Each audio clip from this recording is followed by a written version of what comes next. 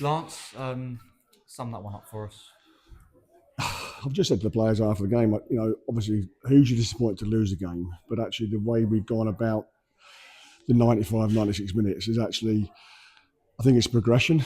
I think the way off the back of the Moore Barton and then the Long Melford game to have that kind of performance against a very good side that are not only, playoff contenders, but possible, for the actual championship themselves.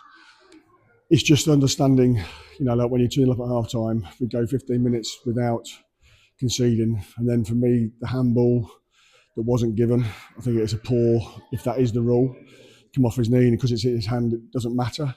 His hand's away from his body, and they score from him regaining possession of the ball. Now, don't get me wrong, we can defend that better. But that's what I've just said, all three goals are, we can defend them in a better way. Like just said to JD, the second one, when he gives the penalty away, he should take the foul outside the box first, don't let him get in the box.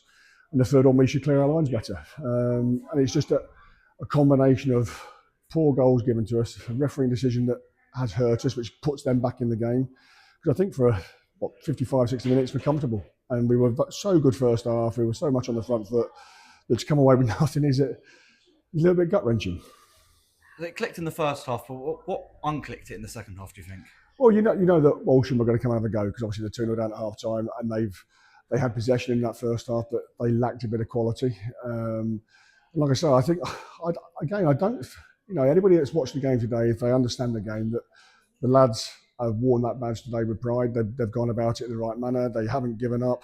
We go back to 2-2 and then we get the penalty. Okay, Jack misses, and obviously that's a huge thing. Again, that changes the context of it. And I think they scored probably, 2 minutes after that.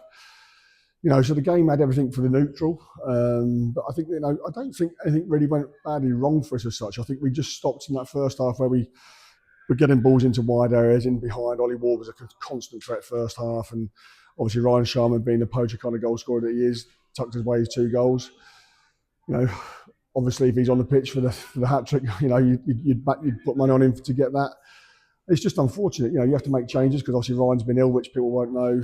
And it's just a bit gut-wrenching today that that we are on the back of the Moore Barton and Long Melford games to then not get anything out today after being so good for so long, but then have a patch of say 10 minutes where we were a bit disarray. And I think that's where we have to say to youngsters, that's when they have to learn from it.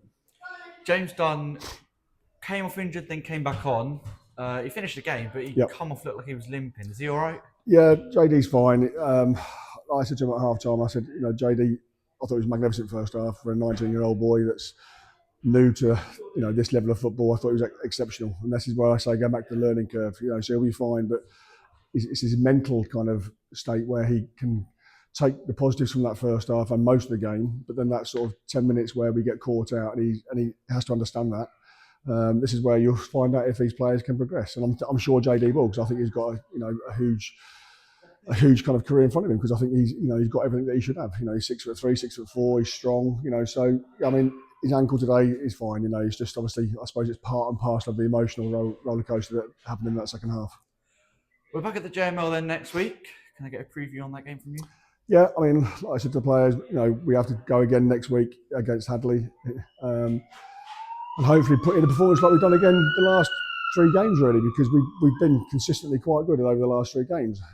So hopefully, we'd obviously done our homework on them because we were supposed to play them last week. And we have to, try and give the crowd here at home, although it was an entertaining game today, we haven't given them many points that we probably deserve today. So, yeah, we'll go into that with full confidence, because I just said to the players, be down about it, but be also positive that we put a reasonable shift in against a very, very good side today.